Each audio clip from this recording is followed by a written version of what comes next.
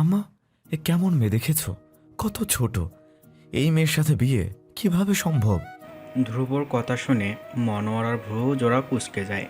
তার ছেলের বয়স কি খুব বেশি হয়ে গেছে? বয়স তো ঠিকঠাক আছে, ছোট বড় কথা আসছে কেন? ধ্রুব মাথা ঝাঁকিয়ে বলল। এখন ঠিক আছে, কিন্তু ওই মেয়ের সাথে বিয়ে দিলে ওই মেয়ে থাকবে বাচ্চা আর আমি হয়ে যাব বুড়া। লোকে কি বলবে? বাচ্চা বুড়া সংসার, এটা কি হয় আম্মা? মনোয়ারা কড়াইয়ে করলা ভাজি নেড়ে দিয়ে ধ্রুবর দিকে ফিরে। বিয়ের জন্য ছোট মেয়েই মানানসই, সমবয়সী হলে মাথায় চড়ে বসে। ধ্রুবর মুখ তখন বিরক্তিতে করলার মতো তিতো হয়ে গিয়েছে। আম্মা, এইসব যুগে এগুলো চলে না। বয়সের তফাৎ 2-3 বছর হলেই যথেষ্ট। মনোয়ারা মাথা নেড়ে বিষণ্ণ মুখে বলেন। মা হিসেবে এতটুকু চাইলাম, তাও পূরণ করতে এত দ্বিধা। ধ্রুব কিছু বলে না, মলিন মুখে মাকে দেখে। তার যখন 18 বছর বয়স, তখন একবার আব্বা আম্মার সাথে গ্রামে খালার বাড়িতে বেড়াতে গিয়েছিল। তখন তার খালাদের পুরনো আমলের ঘরগুলোই ছিল। টয়লেট ছিল বাড়ির এক কোণায়। ধ্রুব টয়লেটে গিয়ে সে কি মুসিবতে পড়েছিল। টয়লেটের দরজা লক করার কোনো ব্যবস্থাই নেই। হায় হায়, এখন কিভাবে কি করবে? কেউ যদি এসে দরজা খুলে ফেলে? অনেকক্ষণ খোঁজাখুঁজির পরে বুঝতে পারি দরজায় লাগানো রশিটা সামনের কাঠে আটকালেই লক হবে। ধ্রুব মনে মনে ভাবে, বাপরে, গ্রামে এত বড় ইঞ্জিনিয়ারের বসবাস! কি বুদ্ধি! তারপর থেকে আর কখনো গ্রামে যাওয়া হয়নি। সেই স্মৃতি মনে হয়েই বলল। আম্মা, গ্রামে টয়লেটের যা অবস্থা দেখলাম, সেখানে আবার বিয়ে! আস্তাগফিরুল্লাহ। মনোয়ারা রাগে ফুসফুস করে বলল। তুই কি টয়লেটকে বিয়ে করবি? গর্ধপ! গ্রাম এখন শহরের মতোই উন্নত হয়ে গেছে। ধ্রুব মাথা চুলকে মোবাইল টেপে। আসলেই গ্রাম এখন উন্নত। এইসব কথা বলে তার আম্মাকে ভুলানো যাবে না। বিয়ে বিয়ে কথাগুলো তার ভালো লাগে না, খুব কঠিন লাগে। বরং এর চেয়ে ইঞ্জিনিয়ারিং পড়া বেশি সহজ ছিল। মনোয়ারাই আবার বললেন। মেয়েটা খুব সুন্দরী আব্বা। ধ্রুবর মনটা টানে না। অফিসের স্নেহা তার প্রতি দুর্বল। ভীষণ সুন্দরী, ম্যাচুরিটির দিক দিয়েও পারফেক্ট। তাছাড়া মেয়েটাকে এখনও সে দেখেইনি, আর না দেখে কি করে বিয়ের মতো এত বড় সিদ্ধান্ত নেওয়া সম্ভব? দেখা যাবে গ্রামের বাচ্চা টাচ্চা বিয়ে করলে সোসাইটির সাথেই মিলিয়ে চলতে পারবে না, তখন মান সম্মান চলে যাবে। এটা সম্ভব না আম্মা, ইম্পসিবল। মনোয়ারার মন খারাপ হয়। পাত্রীটা আসলে তার ছোট বোন আসমার মেয়ে, পরীর মতো দেখতে। কখনো ঢাকায় আসেনি। কিছুদিন আগে মনোয়ারা গ্রামে বোনের বাড়িতে বেড়াতে গিয়েছিল, তখন দেখা হয়েছে। তিনি ধ্রুবর জন্য এই মেয়েটাকে পছন্দ করেছে। কোনো মতে যদি একবার দেখানো যায়, পুরুষের মন সুন্দরের দিকে ফিরে তাকাবেই। কিন্তু বাপের মতো জন্মতেরা ছেলেকে কোনোভাবেই রাজি করানো যাচ্ছে না। মন খারাপ করেই বলে। আচ্ছা। ধ্রুব চুলার উত্তাপের সাথে সাথে মায়ের মন খারাপের উত্তাপটাও টের পায়। মাথা দুলিয়ে বলে। আমি শহর থেকেই তোমাকে সুন্দরী বউ এনে দেবো আম্মা। মনোয়ারা আর কথা বাড়ায় না, পাছে আবার তার শাশুড়ি শুনে ফেলে। তার শাশুড়ি নূরজাহান মনোয়ারার বাবার বাড়ির কাউকেই পছন্দ করে না। মনের ইচ্ছাটা মনেই পুষে রাখে। ধ্রুব মন থেকে এই বাচ্চার কথা বের করে অফিসে যায়। স্নেহার কথাবার্তায় বোঝা যায় যে মেয়েটা তাকে পছন্দ করে। দেখা যাক সামনে কি হয়। প্রায় 2 মাস পরের ঘটনা। সকাল চুপসানো মুখ নিয়ে বাসে বসে আছে। জীবনের প্রথম একা কোথাও যাচ্ছে, তাও এত দূর। সকাল কোলের ব্যাগটা খামচে ধরে কান্না করে দেয়। ইদানিং এমপির ছেলে সাব্বির বেশি জ্বালাচ্ছে। বাপকে দিয়ে কয়েকবার বিয়ের প্রস্তাবও দিয়েছে। সকালের বাবা তারেক এতদিন এটা বলেছেন যে সকাল ছোট এসএসসি পরীক্ষা শেষ হলে এসব ভাববেন, কিন্তু পরীক্ষার পরেই সাব্বিরকে আর আটকানো যাচ্ছিল না। বাড়িতে এসে সকালের হাত ধরে নিয়ে যেতে চেয়েছে। তারেক সাহেব গ্রামের মানুষের কাছে বিচার চেয়েছে, কিন্তু প্রভাবশালী এমপির সাথে কথা বলতে কেউ রাজি না। আজকে দুপুরে এমপি নিজে ফোন করে তারেক হককে দাওয়াত দিয়েছে। বলেছে আজকে বিয়ের ডেট ঠিক করবে। লোক পাঠিয়ে তারেককে নিয়ে গেছে। পরিস্থিতিতে বোঝা যাচ্ছে আজকেই বিয়ে হবে। তাই সকালের মা আসমা তাকে ঢাকার বাসে তুলে ফোন করে মনোয়ারাকে জানিয়ে দিয়েছে কয়টা দিনের জন্য মেয়েটাকে রাখার জন্য। মনোয়ারা খুব খুশি হয়। একবার যদি ধ্রুব পছন্দ করে, তাহলে সারা জীবনের জন্য রেখে দেবেন। বোনকে আশ্বাস দিয়েছেন ঠিকই, কিন্তু এদিকে অনেক কষ্ট করে শাশুড়িকে মানিয়েছে। বিকেল 4টার দিকে সকালকে উনি বাসায় নিয়ে আসে। ক্লান্ত অবচ্ছন্ন সকাল জার্নি করে নেতিয়ে গিয়েছে। মিতু সমবয়সী সকালকে পেয়ে খুব খুশি হয়। মনোয়ারাদের জয়েন্ট ফ্যামিলি। সকাল সবার সাথে কথা বলে। মিষ্টি ছোট্টখাটো পুতুলের মতো মেয়েটাকে সবারই পছন্দ হয়। সন্ধ্যা নাগাদ ধ্রুব বাসায় আসে। ক্লান্ত অবচ্ছন্ন শরীর টেনে ফ্রিজ থেকে লেবুর শরবত নিয়ে রুমে যায়। রুমে ঢুকে ব্যাগটা রেখে সামনে তাকিয়ে পায়ের চলন থেমে যায়। ঠোঁটদ্বয়ে আপনা আপনি কিঞ্চিত ফাঁকা হয়ে যায়। 28 বছরের ধ্রুবর বুকে যেন ঝড়ের মতো ধাক্কা পড়ে। লম্বা চুল যে ধ্রুবর খুব পছন্দ, কিন্তু কে এই মেয়ে যার কিনা এমন রেশমের মতো লম্বা চুল? মিতুর চুল তো এত লম্বা না। সচরাচর শহরের মেয়েদের এত বড় চুল দেখা যায় না। তাহলে এটাকে? টেবিল ফ্যানের সামনে চুল ছেড়ে দাঁড়িয়েছে মেয়েটা, অনবরত হাত দিয়ে চুল নাড়াচ্ছে ফ্যানের বাতাসের তালে তালে। চুলগুলো উড়ছে। ধ্রুব গলা ঝেড়ে বলল, আপনি কে? হঠাৎ পুরুষালী গম্ভীর কণ্ঠ শুনে সকালের বুক কেঁপে ওঠে। অবেলায় গোসল করেছে বলে চুল শুকাতে সমস্যা হচ্ছিল, তাই মিতু এই রুমে ছোট্ট ফ্যানের সাহায্যে চুল শুকাতে নিয়ে আসে। এই তো কিছুক্ষণ আগে তার দাড়ি ডাকলো, তাই রুমে চলে গেছে। ডাগর ডাগর চোখ মেলে গম্ভীর চোখের মালিকের দিকে তাকায়। দরজার কাছে দাঁড়িয়ে উঁচু লম্বা সাদা শার্ট পরিহিত ছেলেটা তার দিকেই তাকিয়ে আছে। সকাল কি করবে বুঝতে পারল না। ওড়না দিয়ে ঝটফট ঘোমটা দিয়ে ফেলল। মেয়েটার মিষ্টি চেহারা দেখে ধ্রুবর বুকে আবারও জলোচ্ছ্বাসের মতো ধাক্কা খায়। এত মায়াবী মেয়েটা, মুগ্ধ না হয়ে থাকা যাচ্ছে না। মেয়েটা ধরা খাওয়া বিড়ালের মতো ভয়ে কেমন করে চোখ ঝাপটে তাকিয়ে আছে। ধ্রুব মুগ্ধ চোখে চেয়ে থাকে। পরিচয় জানতে সামনে এগিয়ে আসে। হাতের গ্লাস পাশের টেবিলে রেখে সকালের সামনে এসে দাঁড়ায়। আপনি কি কথা বলতে পারেন না? কে আপনি? ধ্রুবর এগিয়ে আসা দেখে সকাল পিছিয়ে যায়। তোতলে বলে, সকাল। ধ্রুব মাথা নাড়িয়ে বলল, না, এখন সকাল নয়, সন্ধ্যা। সকাল তার জীবনে এমন পরিস্থিতি এই প্রথম পড়ল। কি বলবে ভেবে পায় না, গলা কেঁপে ওঠে। আমি সকাল। ধ্রুব অবাক হয়ে তাকিয়ে থাকে সকালের দিকে। তার মানে এটা তার খালাতো বোন? কত ছোট ছিল আর এখন কত বড় হয়ে গেছে। এই সুন্দরীকেই তাহলে তার মা পাত্রী হিসেবে পছন্দ করেছিল। খারাপ না, মোটামুটি ভালোই। ধ্রুব ফট করেই বলল, তোমাকে কত ছোট অবস্থায় দেখেছিলাম, বড় হয়ে গেছো। অচেনা ছেলের মুখে এমন ধরনের কথা শুনে সকাল হতভম্ব হয়ে যায়। কি বলে এই ছেলে? প্রথম দেখায় কেউ কাউকে এসব বলে? পাগল নাকি? সকাল চোখের পলক ফেলে অন্যদিকে তাকালো। এমনতর কথার কি উত্তর হতে পারে তার জানা নেই। ধ্রুব সকালের হতভম্ব মুখের দিকে তাকিয়ে মুচকি হাসে, আর একটু লজ্জা দিতে বলল, তাও আবার তোমার নাক দিয়ে পানি পড়ছিল, কি বিশ্রী অবস্থা। সকাল এবার এত অবাক হলো যে তার ওষ্ঠদ্বয় আপনা আপনি ফাঁকা হয়ে গেল। এত বড় ছেলে এসব কি বলছে? শহরের ছেলেরা আসলেই এমন বজ্জাত। সকালের এত লজ্জা লাগছে যে কান্না চলে আসছে। সকালের এমন কাঁদো কাঁদো অবস্থা থেকে রক্ষা করলো মিতু। মিতু এসে ধ্রুবকে দেখে অবাক হলো। ধ্রুব আজকে একটু তাড়াতাড়ি চলে আসলো না? পরক্ষণেই নিজের অবাকের রেশ লুকিয়ে বলল, ভাইয়া কখন এলে? এতক্ষণ সকালের যত দোয়া মুখস্থ ছিল সব মনে মনে পড়ে ফেলেছে। মিতুকে দেখে স্বস্তির নিঃশ্বাস ফেলে।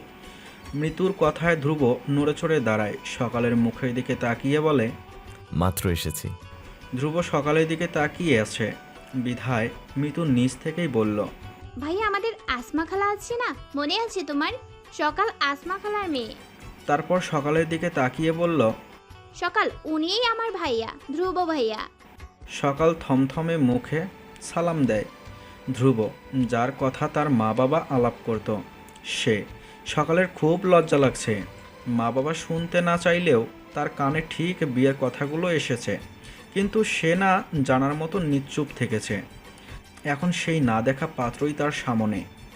কখনো কোনো ছেলের সাথে কথা বলা কিংবা কাছাকাছি দাঁড়িয়ে থাকার অভিজ্ঞতা না থাকায় তার অস্বস্তি হচ্ছে। কাচুমাচু করে মিতুর দিকে তাকায়। মিতু সকালের অস্বস্তি বুঝতে পারে, তাই সকালের হাত ধরে বেরিয়ে যায়। ধ্রুব বিছানায় গিয়ে বসে। শার্টের বোতাম খুলতে খুলতে ভাবে, এই মেয়েটাই তবে মায়ের পছন্দের পাত্রী, মায়ের ভাষ্য মতে অতি সুন্দরী। ধ্রুব নিজের মনেই ভাবে, সব মেয়ের মতোই তো লাগলো, অতি সুন্দরী তো মনে হলো না। হ্যাঁ, চুলগুলো সুন্দর, একটু বেশি সুন্দর, আর চোখগুলো মুগ্ধ করতে বাধ্য। একবার এই চোখে তাকালে আরও তাকাতে ইচ্ছে করে। আর সব তো চলনসই। ধ্রুবর মনে হয় মানুষকে এক দেখায় সুন্দর অসুন্দর যাচাই করা যায় না, যার জন্য মনের মাঝে ভালোবাসার সৃষ্টি হয়। সে দেখতে যেমনই হোক না কেন প্রিয় মানুষের কাছে সুন্দর।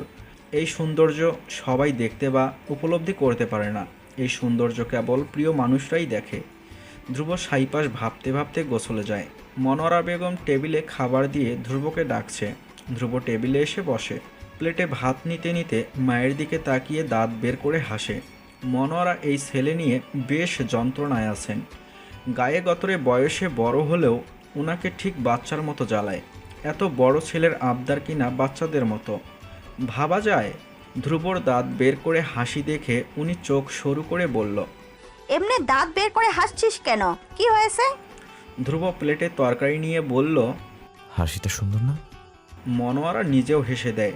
ধ্রুবর হাসি সুন্দর, অতিরিক্ত সুন্দর। শ্যামলা গায়ের অধিকারী ধ্রুব তবুও সবার নজর কাড়তে সক্ষম। মনোয়ারার মাঝে মাঝে মনে হয় ওনার নিজেরই না নজর লেগে যায়। আগের কালের মানুষরা বলতো মায়ের নাকি নজর লাগে। মনোয়ারা মাঝে মাঝেই ছেলের গায়ে থুথু ছিটিয়ে মনে মনে মাশাল্লাহ বলে। খালি খালি হাসিস কেন? ধ্রুব মায়ের দিকে তাকিয়ে বলল, পাত্রী বাসায় নিয়ে এসেছো কেন আম্মা? মতলবটা কি? মনোয়ারা অবাক হয়ে বলল, ও, এই কারণে এমন হাসি? পাত্রী বাড়ি নিয়ে এসেছি, এমনটা কোনো মানে হলো তোর?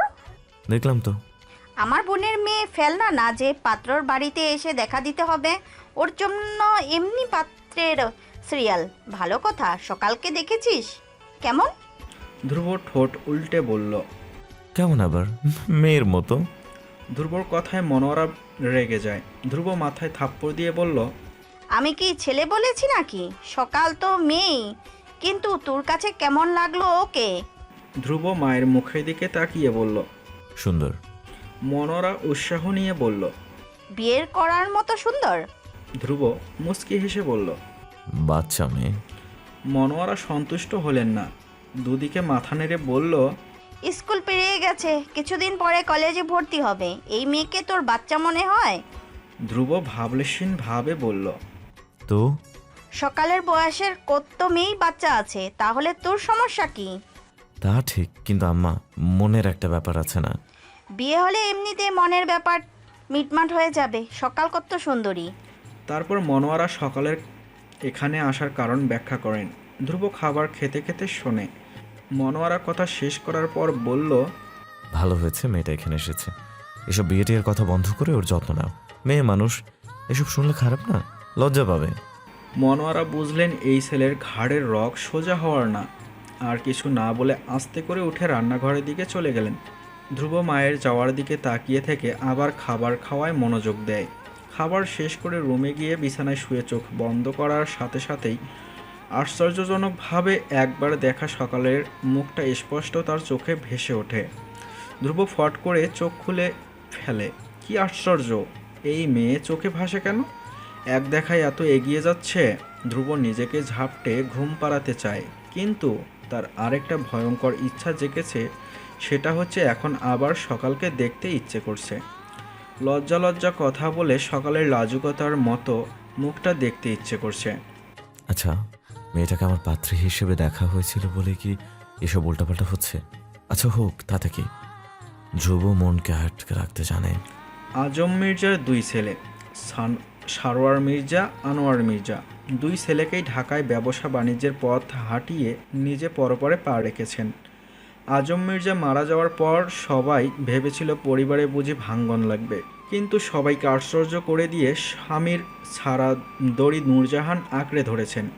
সোনার সংসার ভাঙতে দেননি, কড়া শাসনে সবাইকে একসাথে নিয়ে আছেন।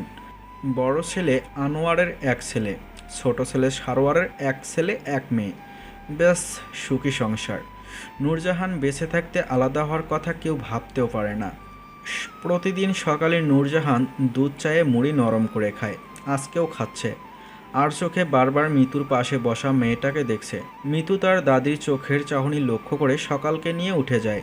তার দাদির মুখের পর্দা পাতলা, যা ইচ্ছে বলে ফেলেন। মিতু সকালকে নিয়ে রুমে যায়। আনোয়ার মির্জা ভালো মানুষ, বড় ছেলে বিধায় কিছুটা শান্ত। মায়ের কাছে বসে বললেন, আম্মা, আপনার ওষুধ কি শেষ? নূরজাহান মাথা নেড়ে বলল, না রে বাপ, শরীরটা আগের থেকে ভালো লাগে না আম্মা। ভালোই লাগে, মাঝে মাঝে পাগুলো বেশি ব্যথা করে। আচ্ছা, আমি ডাক্তারকে বলে ওষুধ এনে দেব। আনোয়ার মির্জা তার স্ত্রী তাসলিমাকে ডাকে। তাসলিমা তার যা মনোয়ারের সাথে রুটি বানাচ্ছিল। স্বামীর ডাক শুনে আসে। আনোয়ার মির্জা তাসলিমাকে দেখে বলল, শাহিন কোথায়? রাতে তো বাসায় আসলো না, এসেছে? তাসলিমা কাচুমাচু মুখ করে তাকায়। শাহিন রাতে বাসায় আসেনি। এখন এই খবর আনোয়ার মির্জা ঠিক পেয়ে গেছে। একমাত্র ছেলে বিধায় তাসলিমা সবসময় ছেলেকে আদরে আদরে রেখেছেন। যা চেয়েছেন তাই দিয়েছেন। আনোয়ার মির্জা ছিল কঠোর। ছেলেকে শাসনে রাখতে চেয়েছেন, কিন্তু তাসলিমার জন্যই পারেননি। স্বামীর কথায় তাসলিমা কি বলবে ভেবে পায় না। স্ত্রীর নিশ্চুপতা দেখে আনোয়ার মির্জা বলে, কিছু বলছি তোমাকে? না, আসেনি। রাতে ফোন করেছিল, বলেছে বন্ধুর বাসায় থাকবে। হ্যাঁ, কই থাকে? আমি কি আর বুঝি না? ছেলেকে ভালো করো, ভালো হতে পয়সা লাগে না। তাসলিমা কপট রেগে যায়। আমার ছেলে ভালোই। তর্ক করো না। নূরজাহান শাহিনকে খুব ভালোবাসে। বড় নাতি বিধায় আদরের ভাগ শাহিনের কপালেই বেশি জুটেছে। আনোয়ারের কথায় মুখ অন্ধকার করে বলল, তুই না বাপ হয়ে ছেলেকে কেউ এইসব বলে? আমার নাতি ঢের ভালো, লাখে একটা। আনোয়ার মির্জা উঠে দাঁড়ায়। আপনাদের সবার লাইফেই আজ এই অবস্থা। শুনুন, কোনো দুর্ঘটনা ঘটালে কিন্তু আমাকে পাবেন না, বলে দিলাম। নূরজাহান বলল, আমার নাতি যদি কোনো দুর্ঘটনা ঘটায়, তাহলে আমি থাকতে তোকে টানবো না। আনোয়ার মির্জা চলে যায়। সারোয়ার মির্জা ডাইনিংয়ে বসে সব কথাই শুনে, কিন্তু কোনো শব্দ করে না। বড় ভাইকে দাম দেয়া হয় না, উনি বললেও শুনবেন না। কলিং বেল বাজে। কাজের মেয়ে টুনি দরজা খুলে দেয়। স্বামীর কোনো কথা না বলে ঢোকে। টুনি দরজা আটকে বলে, ভাইজান আপনি? ধ্রুব ভাইজান তো উঠে নাই, ঘুমায়। স্বামীর আশেপাশে তাকায়, হাই তুলে পকেট থেকে ফোন বের করে। টুনির দিকে তাকিয়ে বলল, ডাকো, বলো আমি এসেছি। টুনি কিছু বলার আগেই তার ডাক আসে নূরজাহানের রুম থেকে। টুনি অসহায় চোখে স্বামীর দিকে তাকিয়ে বলল, দাদির কথাটা শুনে আসি, না হলে আমাকে বকা দিব। আচ্ছা যাও। স্বামীর নিজেই ধ্রুবর রুমের দরজায় নক করে, কিন্তু দরজা বন্ধ। কোনো উপায় না পেয়ে স্বামীর সোফায় চুপচাপ বসে আছে, হাতে কম দামি অ্যান্ড্রয়েড সেট। সে আপাতত ফ্রি ফেসবুক চালাচ্ছে। আপাতত বললে ভুল হবে, সে সবসময় ফ্রি ফেসবুক চালায়।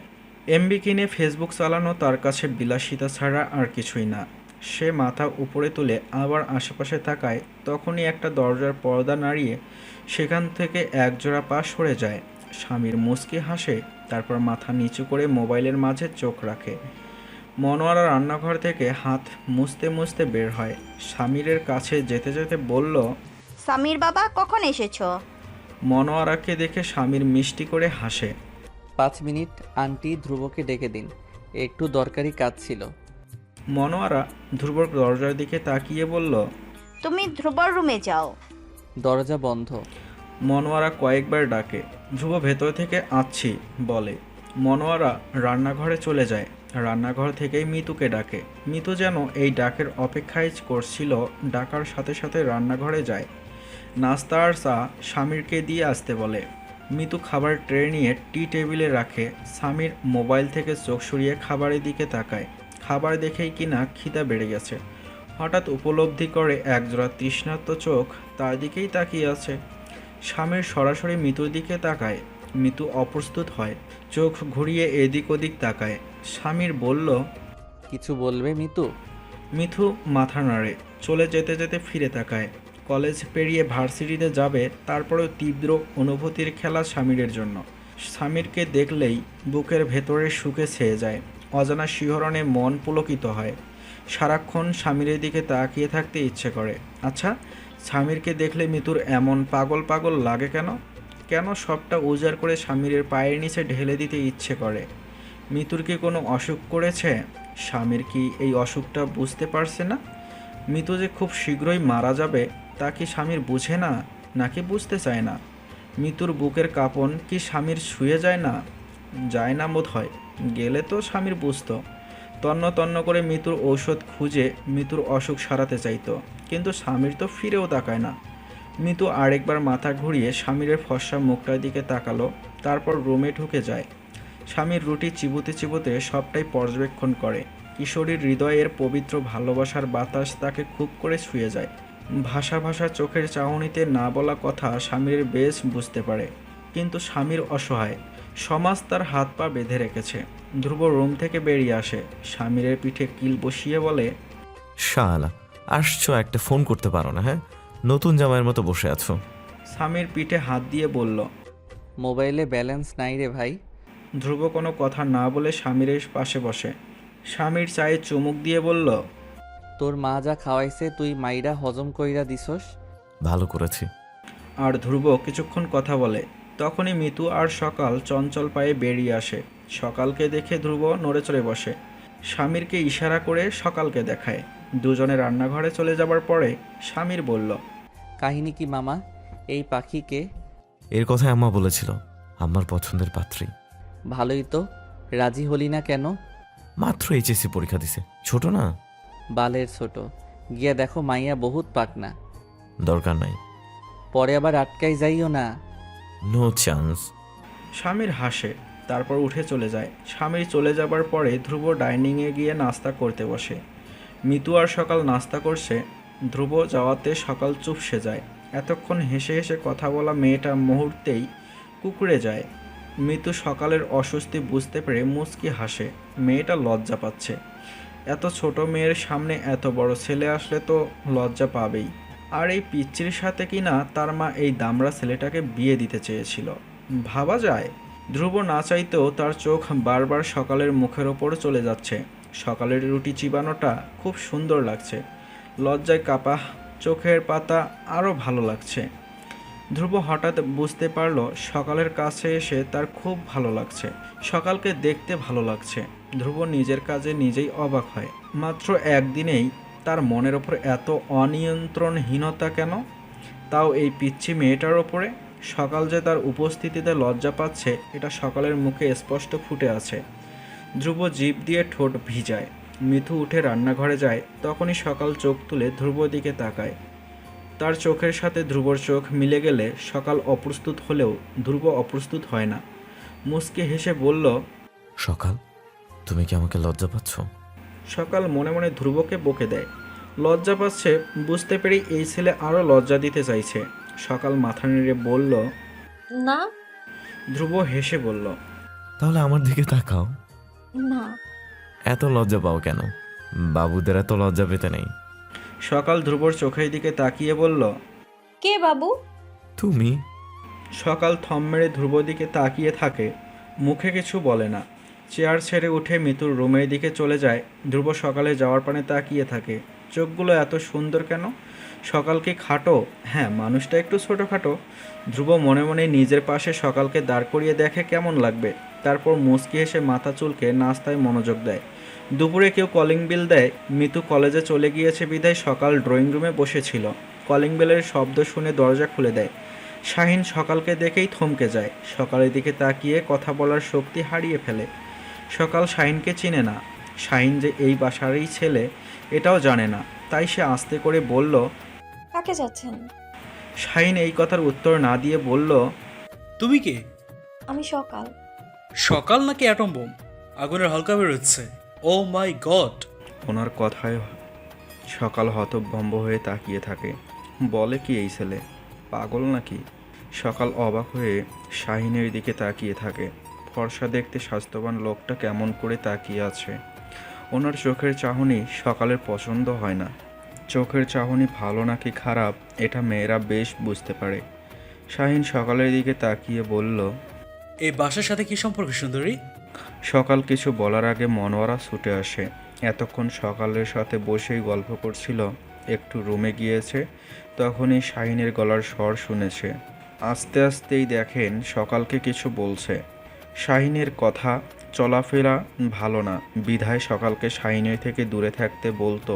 আর সেই সকালই কিনা স্বয়ং শাহিনের সামনে দাঁড়িয়ে। মনোয়ারা সকালের হাত ধরে রুমে যেতে ইশারা করে।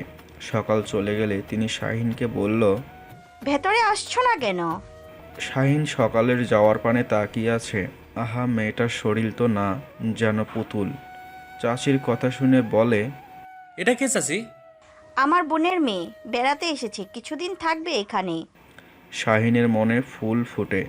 মুচকি হেসে রুমে যেতে যেতে মনে মনে ভাবল, বেশ সুন্দর, চোখে লাগার মতো। স্বাভাবিকভাবেই কেটে যায় পুরো একটা সপ্তাহ। ধ্রুবর অফিসের কাজের চাপ বেশি থাকায় বাসা থেকে অফিস মুখই বেশি হতে হচ্ছে। যদিও সময় পেলেই সকালকে দেখে, কেন দেখে জানা নেই, কিন্তু সকালের লাজুক মুখটা দেখতে খুব ভালো লাগে। দুজনের চোখে চোখ পড়ে গেলে বুকে সুখের অনুভূতি দোলা দেয়। এই বয়সে এসে ধ্রুবর এসব মানায়। মনোয়ারার নিষেধ অনুযায়ী সকাল শাহিনের সামনে যায় না, কিন্তু তার ধ্রুবর সামনে যেতে ইচ্ছে করে। কেন ইচ্ছে করে জানে না। ধ্রুবকে ভাবতে ইচ্ছে করে। কোনো এক চৌম্বকীয় শক্তিতে ধ্রুব যেন সকালকেই টানে। ধ্রুবর সামনে গেলে বুকের কাঁপন বেড়ে হয় দ্বিগুণ। তখন দুনিয়ার সব লজ্জা যেন তাকে ঝাপটে ধরে। এত লজ্জার কারণও সে খুঁজে পায় না। কিশোরী মনে যে বসন্তের বাতাস বয়, এটা কিশোরী মন নিজেই জানে না, কিংবা জানতে চায় না। স্বামীর মেসের ছোট সিঙ্গেল খাটে শুয়ে আছে। বন্ধ চোখের পাতা খুলে জানালার দিকে তাকায়। সূর্যের আলো কমে জানান দিচ্ছে সন্ধ্যার আগমনী বার্তা। সন্ধ্যা হয়ে যাচ্ছে, অথচ মেয়েটা এখনো মেসের নিচে ঘুরঘুর করছে। মেয়ে মানুষ এত বেহায়া হবে কেন? রাগে তার মুখ কুঁচকে যায়। সে নিজের মনকে আয়ত্তে আনতে চায়, বুঝাতে চায় মেয়েটা তার ঘনিষ্ঠ বন্ধুর বোন। মাগরিবের আজান কানে আসলে সে উঠে বসে। ছোট ওয়ার্ড্রোব থেকে একটি টি শার্ট বের করে গায়ে দেয়। মুখে রাগ ঝুলিয়ে বেরিয়ে যায়। দ্রুত পায়ে দোতলার থেকে নিচে নামে। মিতুর চোখজোড়া ফুলে লাল টকটকে হয়ে আছে। অতিরিক্ত কান্নার ফলে মুখটা ফ্যাকাশে হয়ে লাল দেখাচ্ছে। এই যে এখনও এক কোণে দাঁড়িয়ে নিঃশব্দে কাঁদছে, হাত দিয়ে চোখ মুছতে মুছতে চোখ ফুলিয়ে ফেলেছে। রিকশার হুডে লেগে ডান হাতের দুইটা আঙ্গুল খুব বাজেভাবে কেটে গেছে, অনেকটা রক্ত ঝরছে। শীতকাল বিধায় ব্যথাটা বেশি করছে। মনের দুঃখ আর হাতের ব্যথায় মিতুর ইচ্ছা করছে চিৎকার করে কান্না করতে। আজকে বিকালে কোচিং শেষ করে আসার সময় স্বামীর আর একটা মেয়েকে এক রিস্কায় বসে থাকতে দেখেছে। হ্যাঁ, বসতেই পারে, স্বাভাবিক, কত ফ্রেন্ড সার্কেলেই তো থাকতে পারে।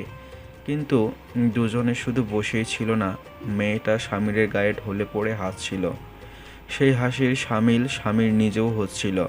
মেয়েটা স্বামীরের চুল ঠিক করে দিচ্ছিল, গালে হাত দিয়েও গাল টেনে দিয়েছে। এই দৃশ্য দেখেই মিতুর মরে যেতে ইচ্ছে করছে। স্বামীরের গার্লফ্রেন্ড আছে, কই কখনো তো জানতে পারিনি সে, কিন্তু স্বামীর কেন কখনো বলেনি। মিতু খুব করে জানে যে স্বামীর তার দুর্বলতা টের পেয়ে গেছে, তার বুকের উত্তাল ঢেউ একটু হলেও দেখেছে। তাহলে কেন এই নির্বাক থাকা? কিসের এত এড়িয়ে চলা? সোজা সবটা বলা যায় না আমার গার্লফ্রেন্ড আছে? মিতু এসব প্রশ্নের উত্তরের জন্যই স্বামীরের মেসে এসেছে। এত মানসিক চাপ নিয়ে থাকা যায় না। এসেছে সেই আসরের পরে, এখন মাগরিবের আজান দিচ্ছে, কিন্তু মিঠু ঠায় দাঁড়িয়ে আছে। স্বামীরকে কিছু জিজ্ঞেস করার সাহস তার নেই। আবার এটাও ভয় লাগে, যা দেখেছে সব যদি সত্যি হয় তার নিজেকে অসহায় লাগে। তাই তো কাটছে। একতরফা প্রেমে এত কষ্ট কেন? স্বামীর চুপচাপ গিয়ে মিতুর পাশে দাঁড়ায়। মিতু স্বামীর উপস্থিতি টের পায় না। সে নিজের মতো কাঁদে, হাত দিয়ে চোখ মোছে। স্বামীর অপলক মিতুর দিকে তাকিয়ে আছে। উজ্জ্বল শ্যামলা গায়ের রঙের অধিকারী, তবুও সৌন্দর্যের কমতি নেই। কাটা কাটা নাক মুখ দেখলে যে কেউ মিতুকে সুন্দরী বলতে বাধ্য। এই সুন্দরী নিজের সবটা উজাড় করে স্বামীরকে চায়। স্বামীরকে একবার দেখার জন্য লুকিয়ে লুকিয়ে স্বামীরের মেসের সামনে আসে। এক কথায় স্বামীরকে মিতু অনেক ভালোবাসে। এই ভালোবাসার কথা কখনো মিতু বলেনি, কিন্তু স্বামীর বুঝে গেছে। তীক্ষ্ণ চোখে তাকালেই স্বামীর মিতুর মনটা পড়তে পারে। 3 বছর ধরেই স্বামীর মিতুর পরিবর্তন লক্ষ্য করছে। এমনিতে মিতু স্বামীরকে ভয় পায়, কখনো মুখ ফুটে কিছু বলে না। স্বামীর সব বুঝে, সব দেখে, কিন্তু বরাবরের মতো যে নিশ্চুপ।